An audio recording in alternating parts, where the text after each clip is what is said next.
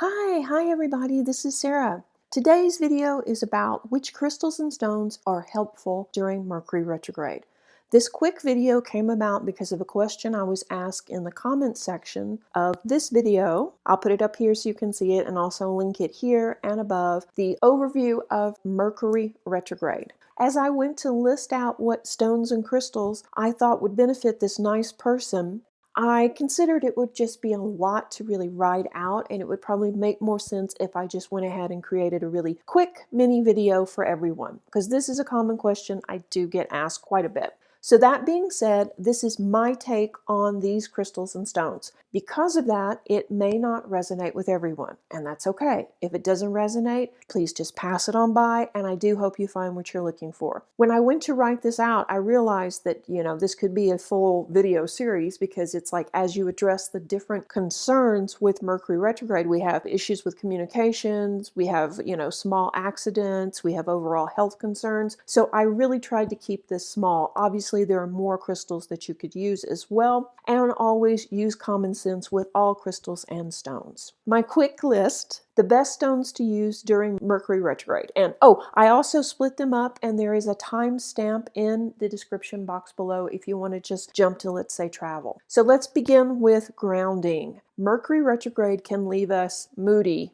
grumpy, angry, sometimes anxious, and also sometimes just feeling spacey. So to combat that, we need strong grounding stones such as black obsidian, Apache's tears, black onyx, and of course you can use tourmaline. And as a bonus, I would really suggest a good overall stone, blue lace agate, which doesn't so much ground you into place, but it activates calming energy. So you might want to do a combination of, say, black onyx and blue lace agate and carry those with you. All of these stones that I'm going to talk about, I'm going to try and make sure that they're easy to find common stones and also not uber expensive. Of tourmaline, black obsidian, Apache's tears, or black onyx, and blue lace agate as well. The most expensive stone is, of course, the tourmaline. You can always substitute, and these stones can be worn as jewelry. They can be carried in your pocket. You can just get a small tumbled stone and carry it with you. So it doesn't have to be a big major investment. Generally, we need something to ground us and help us focus, which the black stones definitely will do. Plus, they will also repel negativity, which is something that we could definitely use during retrograde. The blue lace agate will help us stay calm during situations and maybe laugh off some of the miscommunications or some of the little trivial incidents that happen. And speaking of miscommunication, let's do everything we can for clear communication. I would suggest using this powerful green stone because it utilizes wood energy and the energy of growth. This particular Mercury retrograde is about turning inward and really working on our own issues. So the vitality that this stone brings forward will definitely help with that, as well as assist you with clear communication, being able to pick the correct words, being able to express yourself in a way that will make sense to the listener. That doesn't mean that they're going to listen to everything you say and act on it. It just means that it will be a little bit easier for you to express yourself or get your thoughts out there. This stone also is considered to be a lucky stone, and it helps with abundance, manifesting, and helps us move forward. So it's a really good overall day-to-day stone to carry anyway, and it's not that expensive. Another good stone to help us with balance is beautiful chrysocolla, and this is more expensive, and depending on where you are in the world, may be a little bit more difficult to find. But this stone, which when polished can resemble the colors of Earth from space, definitely will connect you with the here and now, lend you strength for communication, and instill a deeper peace within you. In the past, I've even seen chrysocolla sold as turquoise.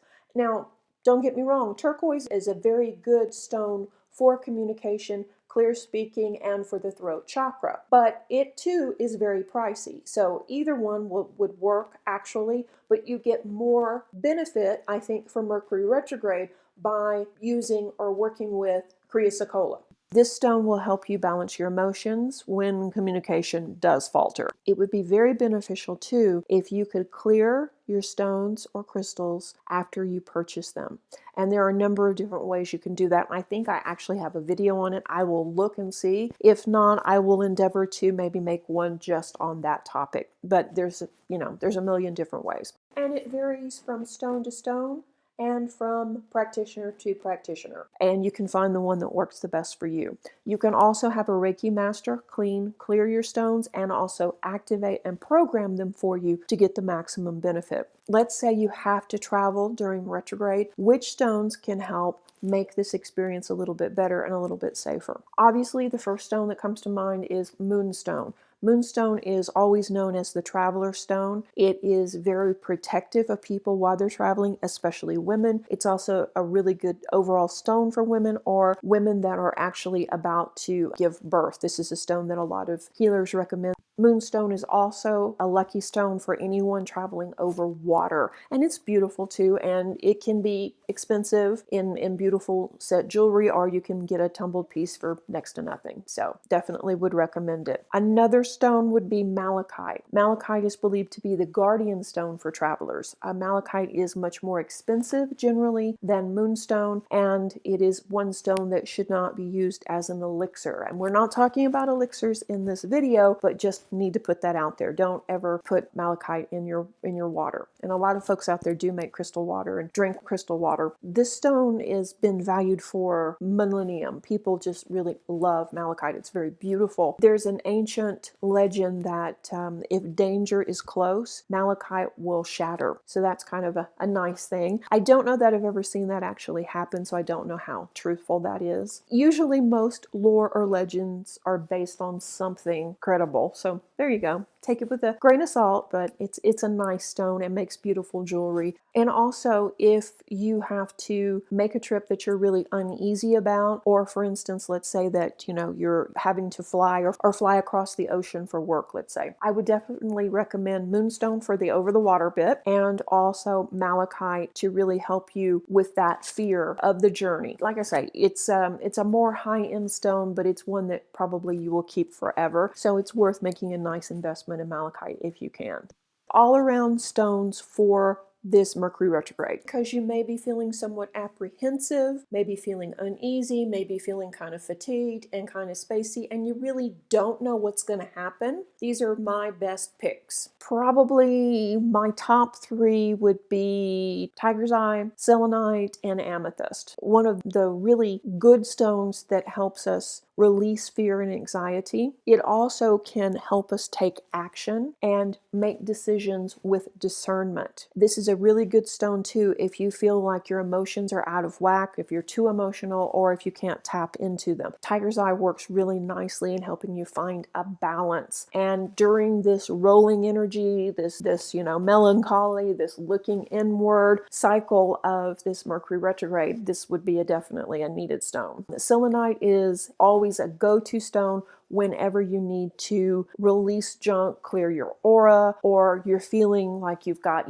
heavy, dense energy. It's a wonderful stone that you can use also to clean your other stones with. If you get a slab or a nice sized piece of selenite, you can put your other stones on it and selenite will clean it. I always recommend the selenite towers. I don't know if you've seen them. I'll try and find a picture. I don't have any in the store right now because they sell out quickly, but I always recommend those in bedrooms too because they really help clean the room while we sleep, and it just gives us a big boost, and we generally do sleep better in a room that has selenite in it. And probably my favorite stone for this particular cycle right now is amethyst. One of those big powerful stones that not only helps you with stress and anxiety, it's also a good grounding stone, protection stone, and at one time it was thought by the ancient Romans to be an antidote for poison. It's great to use for help with also breaking addictions or bad behaviors, and a general good health stone, which we need all this, right? Amethyst itself repels negative energy and connects you with spirit on a higher level. So this is a stone that people used to wear to protect themselves from the evil eye and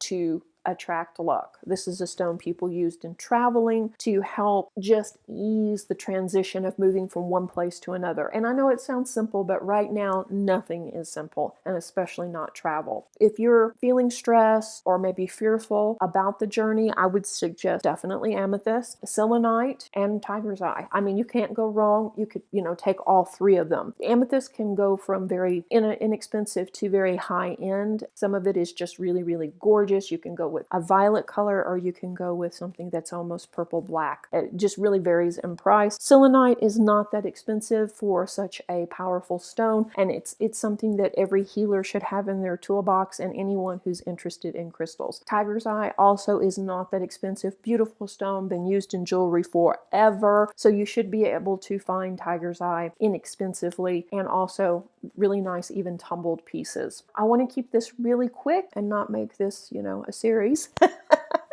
I do need to tell you though, use common sense. If you're feeling ill or unwell, seek help from your medical provider. Crystals are meant to work with and complement medicine, not replace it. Use common sense. You don't have to invest, a ton of money in crystals, but if you would like to begin working with crystals, some of these are just, stones that you're going to use not just for Mercury retrograde, but over and over again. And you can find them pretty readily online. If you would like to know more about crystals and how to use them, or for a particular situation, let me know in the comments section below. And I love crystals and I love talking about them. Okay, thank you guys so much for watching. And if you haven't already, why not subscribe so you don't miss any new videos? Take care, and I'll see you for the next video. Reiki blessings. Bye-bye.